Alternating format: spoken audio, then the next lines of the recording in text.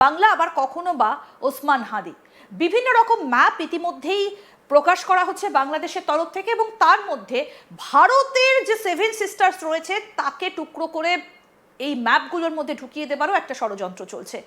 কখনো সেই ম্যাপ সালতানাতে বাংলা, কখনো আবার দেখা যাচ্ছে যে মোহাম্মদ ইউনূস কোনো একটা বই, সেই বইয়ের মধ্যে তিনি সেই মানচিত্র এমনভাবে প্রকাশ করছেন যে ভারতের সেভেন সিস্টার্সের অংশ সহ আরও বেশ কিছুটা অংশ তার মধ্যে ঢুকিয়ে দেওয়া হচ্ছে।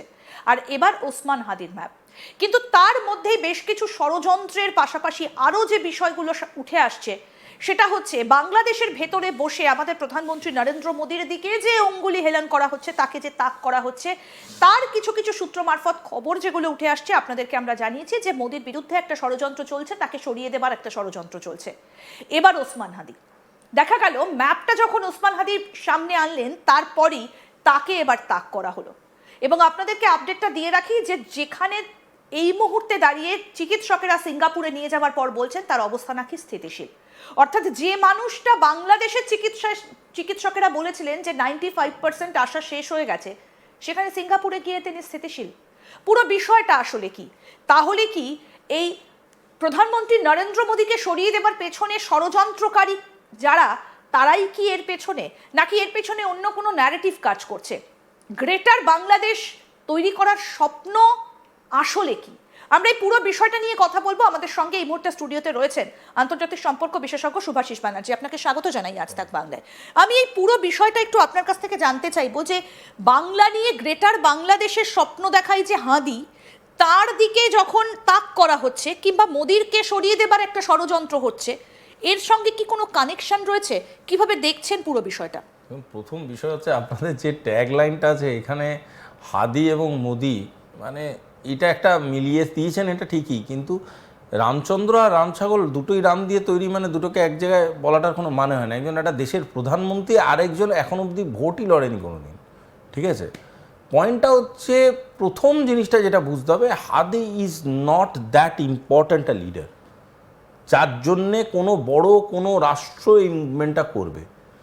আমার যেই কথাটা মনে হয়, এই যে greater Bangladesh, greater concept of Bangladesh যেটা ছড়াবার চেষ্টা করা হচ্ছে, সেটা একটা ভোট কেন্দ্রিক চেতনা যেটা মানুষের মধ্যে ওরা তৈরি করে একটা ওই অ্যাগ্রেশন তৈরি করার চেষ্টা করছে। রিয়ালিটিটা কি? রিয়ালিটিটা কি ওরা জানে না যে ভারতবর্ষের যদি সেভেন সিস্টারের দিকে একটাও ওদের মিলিটারি মুভমেন্ট হয়, তার কি রিপারকেশন হতে পারে উইদিন 15 মিনিটস বাংলাদেশ? ওরা তো বলেছিল যে সেভেন সিস্টার ওদের ওখানে আছে, কান পাতলে শুনতে পাচ্ছি ওখানে মিলিটারি, আমাদের মিলিটারি, আর্মি, এয়ারফোর্স নিজেদের মহড়া চালিয়ে যাচ্ছে, ওপেন মহড়া চালাচ্ছে, বাইক চালিয়ে চলে আসছে, উপর দিয়ে হেলিকপ্টার চলছে, প্লেন চলছে। তাহলে ওটা কিসের সেভেন সিস্টার ওদের ইয়েতে তত্ত্বাবধানে আছে?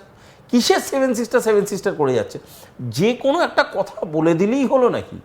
মানে এটা দেখুন, প্রথম কথা যেটা বুঝতে হবে, যে কোনো জিনিস বলার আগে একটা দায়িত্ব বোধটা থাকাটা খুব দরকার। আমি রাজনীতি করছি, মুখের সামনে একটা মাইক আছে, আমি যা খুশি এটা বলে দিতে শুরু করে দিলাম, একটা আন্তর্জাতিক সম্পর্ক সম্বন্ধে, আন্তর্জাতিক পরিমণ্ডল সম্বন্ধে, এটা কোনোদিনই মেনে নেওয়া যায় না। আজকে আমি আবারও বলছি আপনাদের চ্যানেলের সামনে দাঁড়িয়ে, বাংলাদেশের সাথে ভারতবর্ষের সম্পর্ক খারাপ নয় নয় নয়। বাংলাদেশের এক্স্যাক্টলি বাংলাদেশ, ইউনেস বলে না, বাংলাদেশের কিছু মানুষ যারা বাংলাদেশকেই গোল্লায় পাঠাচ্ছে, সেই মানুষগুলোকে কোনোভাবে ভারতবর্ষ এন্ডোর্স করেনি, সেই মানুষগুলোর পরিচালিত ন্যারেটিভকে ভারতবর্ষ কোনোদিন এন্ডোর্স করেনি। ভারতবর্ষ তাদেরকে গুরুত্ব আগেও দেয়নি, এখনও দিচ্ছে না, আগামী দিনেও দেবে না। কিন্তু আমার প্রশ্ন হচ্ছে যে ওসমান হাদির সঙ্গে পরিবারের সঙ্গে মোহাম্মদ ইউনূস দেখা করলেন, এখন প্রশ্ন হচ্ছে যে ওসমান হাদি কি এতটাই গুরুত্বপূর্ণ যে তার পরিবারের সঙ্গে মোহাম্মদ ইউনূসকে সাক্ষাৎ করতে হচ্ছে? পয়েন্টটা হচ্ছে মোহাম্মদ ইউনূসও খুব একটা বিরাট গুরুত্বপূর্ণ সেরকম নয়। এবার দুজনে দেখা করছেন কেন, তার কারণটা হচ্ছে উনি একটা ন্যারেটিভকে পরিচালনা করার চেষ্টা করছে। দেখবেন ওসমান হাদি গুলি লাগার পরে তিনখানা ন্যারেটিভ চলেছে। প্রথম ন্যারেটিভটা, ফার্স্ট ন্যারেটিভ, যেটা ফার্স্ট হিট ন্যারেটিভ, সেটা হচ্ছে বিএনপি করেছে, বিএনপি শর্ট করে দিয়েছে। সেকেন্ড ন্যারেটিভটা কি, আমাদের দেশের গোয়েন্দা সংস্থা RNAW করেছে, ইন্টারন্যাশনাল অর্গানাইজেশন RNAW করেছে। থার্ড জিনিসটা কি করেছে, থার্ড জিনিসটা কি চালিয়ে দিয়েছে, যে এইটা ওদের দেশের নিজস্ব লোকেরাই কোনো একটা জায়গায় গিয়ে রাগের মধ্যে দিয়ে কাজটা করেছে। এই তিনটে ন্যারেটিভের মধ্যে ইনভেস্টিগেটিভ ন্যারেটিভ কিন্তু এখনো কিছু বেরোয়নি। আমার অন্তত জানা নেই যে কেউ অ্যারেস্ট হয়েছে, আমার অন্তত জানা নেই যে কোনো লোককে মানে পুলিশের তরফ থেকে বা র্যাবের তরফ থেকে বলা হয়েছে যে এরাই করেছে।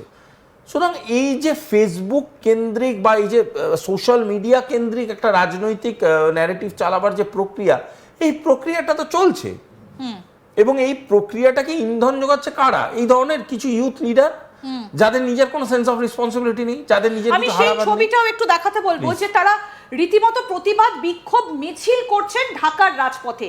এই যে ঢাকার রাজশাহী বিশ্ববিদ্যালয়ের প্রতিবাদ মিছিল এই হাদির ঘটনার পরিপ্রেক্ষিতে। তার মানে কি হাদি এই যে মানচিত্রটা, আমি মানচিত্রটাও একই সঙ্গে একটু দেখাতে বলি এবার, তাহলে বিষয়টা হয়তো দর্শকদের কাছে পরিষ্কার হবে। এই যে দেখুন, আমরা একটা তুলনামূলক ম্যাপ এখানে দেখিয়েছি যে বাংলাদেশের মধ্যে ঢুকিয়ে নেওয়া হচ্ছে সেভেন সিস্টার্সের কিছু ম্যাপ। এবার ওসমান হাদির ম্যাপটা আমি দেখাতে বলবো। সর্বনাশ করেছে, ইন্ডিয়াকে ঢুকিয়ে নিয়ে বেঙ্গলকে ঢুকিয়ে নিয়েছে, বেঙ্গলকে ঢুকিয়ে নিয়েছে, ভারতের কয়েকটা জায়গা ঢুকিয়ে নিয়েছে। ঝাড়খণ্ড, বিহার। আমি পাশে এই যে গ্রিন কালার যেটা, এটা বাংলাদেশের ম্যাপ। এই যে বাঁদিকে একটা দেখলে খুব স্পষ্ট হয়ে যাবে যে কোন কোন জায়গাগুলোকে ঢুকিয়ে নেওয়া হয়েছে। বিহারটাকে আবার পুরো নেয়নি, হাফ নিয়েছে। এই একটা কিছু অদ্ভুত কিছু অন্যায়। মানে এর মধ্যে দিয়ে কি ওসমান হাদি আবার নতুন কোনো ন্যারেটিভ সামনে আনার চেষ্টা করছেন? জিওগ্রাফি খুব কঠিন সাবজেক্ট, পড়াশোনা করলে ভালো হতো। ওর যা বয়স, এই বয়সে তো একটু পড়াশোনা করার বয়স। এইগুলো ভুলভাল ম্যাপ ট্যাপ করছে, ম্যাপ পয়েন্টিংয়ের পরীক্ষা হলে ফেল করে যেত। এইগুলো কে করতে বলেছে? মানে এইসব জিনিসপত্র করে কানের গোড়ায় গুলি খেয়েছে। আমরা কানের গোড়ায় থাপ্পড় মারতাম আমাদের দেশে হলে, ওদের দেশে গুলি করে দিয়েছে কানের গোড়ায়। পয়েন্টটা হয়েছে, এটা তো বুঝতে হবে, একটা একটা একটা ন্যারেটিভ বুঝুন।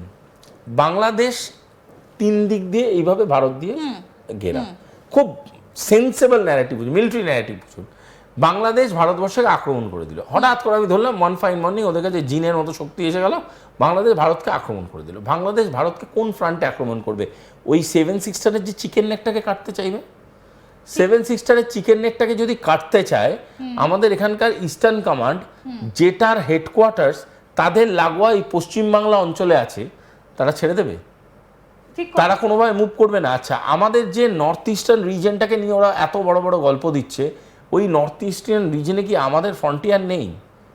আমাদের ফ্রন্টিয়ার ওখান থেকে যাবে না? আর আমাদের যে এই যে উড়িষ্যা, বাংলা, এই অঞ্চলটা যেটা আপনি দেখতে পাচ্ছেন, সেই অঞ্চলে আমাদের নেভাল পাওয়ার জানে কি হতে পারে? সেইখান থেকে নেভাল শুধুমাত্র তো এখন নয়, আমি আরেকটা মানচিত্রটা দেখাতে বলবো, সালতানাতে বাংলা বলে আরো একটা মানচিত্র। এই যে এই বারবার করে এই ন্যারেটিভ গুলো কেন সামনে আসছে? এটা ভোট ব্যাংক ন্যারেটিভ, এইটাই আমি বোঝাতে চাইছি, এটা ভোট ব্যাংক ন্যারেটিভ।